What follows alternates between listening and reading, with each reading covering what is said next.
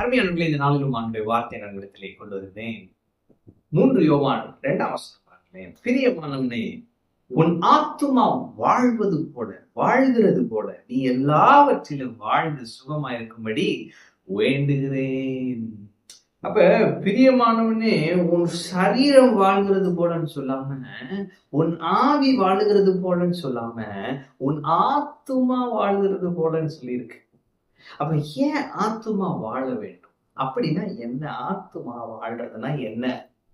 பாருங்க, நம்ம ஆவியா இருக்கோம். இந்த சரீரம் நான் இல்ல, நான் ஒரு ஆவி.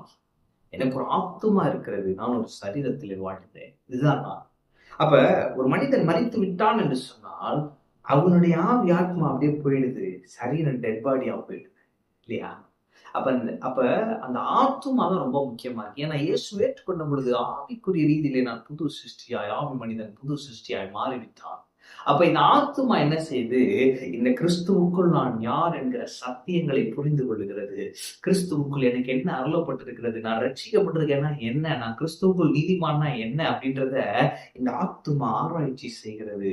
இந்த ஆத்துமா ஆராய்ச்சி செய்ய இந்த ஆவிக்குரிய மனிதன் என்ன செய்யறான்னா வெளிப்பட ஆரம்பிக்கிறான். அந்த புது சிருஷ்டி அந்த வாழ்க்கையை வாழ துவங்குகிறான். அப்படி நான் வாழ்ந்த துவங்கும் போது இந்த சரீரத்துல அது வெளிப்படுது, இந்த வெளி உலகத்துல அது வெளிப்படுது. எனவே தான் ஆத்துமா வாழ்வது ரொம்ப முக்கியமா இருக்கிறது. ஆத்துமா ப்ராஸ்பரா இருப்பது ரொம்ப முக்கியமா இருக்குது. நீதிமொழிகள்ல கூட ஒரு வசனம் இருக்கு, ஆத்துமா அறிவில்லாமல் இருப்பது நல்லதல்ல. அப்ப இந்த ஆத்துமா வாழ்கிறது போல நீ எல்லாவற்றிலும் வாழ்ந்து சுகமா இருக்க வேண்டுகிறேன். அப்ப எல்லா ஏரியாஸ்லயும் நம்ம வாழ்ந்து சுகமா இருக்கணும். ப்ராஸ்பெரிட்டி பாருங்க, சுகத்திலையும் நம்ம வாழ்ந்து சுகமா இருக்கணும். ப்ராஸ்பெரிட்டி செழிப்புலையும் நம்ம சுகமா இருக்கணும். அடுத்து இன்னர் பீஸ், உள்ளான சமாதானம் நம்ம இருக்கணும். பரிசுத்த வாழ்க்கை எல்லா ஏரியாஸ்லயும் நம்ம வாழ்ந்து சுகித்திருப்பதை கர்த்தருடைய சித்தம். அதற்கு ஒரு திறவுகோல் என்ன கொடுக்கிறாருன்னா, உன் ஆத்துமா வாழ்கிறது போல. அப்ப என்னுடைய சோல் ப்ராஸ்பர் எப்படி நடக்குதுன்னா, கர்த்தருடைய வார்த்தை. இந்த கர்த்தருடைய வார்த்தை, ஜீவனுள்ள வார்த்தை என்ன செய்யுது? என் ஆத்துமாவை வாழ வைக்கிறது. இந்த வார்த்தை என்ன செய்யுது? என் ஆத்துமாவை உயிர்ப்பிக்கிறது. என் ஆத்துமா மண்ணோடு ஒட்டி இருக்கிறது, உங்களுடைய வாக்கின்படி என்னை உயிர்ப்பியும் என்று சங்கீதக்காரன் சொல்லியிருக்கிறான்.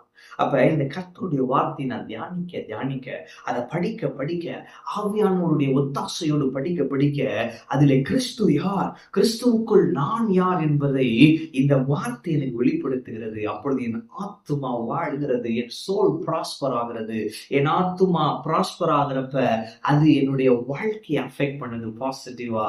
என் வாழ்க்கையை பாசிட்டிவா அஃபெக்ட் பண்ண நான் ஒவ்வொரு ஏரியாஸ்லயும் கர்த்தர் எனக்கு நான் வைத்திருக்கிற வாழ்க்கை, பெஸ்டான வாழ்க்கை நான் வாழ்கிறேன். என் சரீர சுகம் அதில் இருக்கிறது, என்னுடைய உள்ளான சமாதானம் அதில் இருக்கிறது, என்னுடைய பொருளாதார ஆசீர்வாதம் அதில் இருக்கிறது, என்னுடைய வெற்றி அதில் இருக்கிறது. எனவே இன்னைக்கு நான் சொல்லுகிறேன், பிரியமானவர்களே, உங்கள் ஆத்துமா வாழ்கிறது போல நீங்கள் எல்லாவற்றிலும் வாழ்ந்து சுகமா இருக்க வேண்டும். அதுவே உங்களை பற்றின என்னுடைய விண்ணப்பமா இருக்கிறது. எனவே நான் உங்களுக்காகவும் இன்று நான் செபிக்கிறேன்.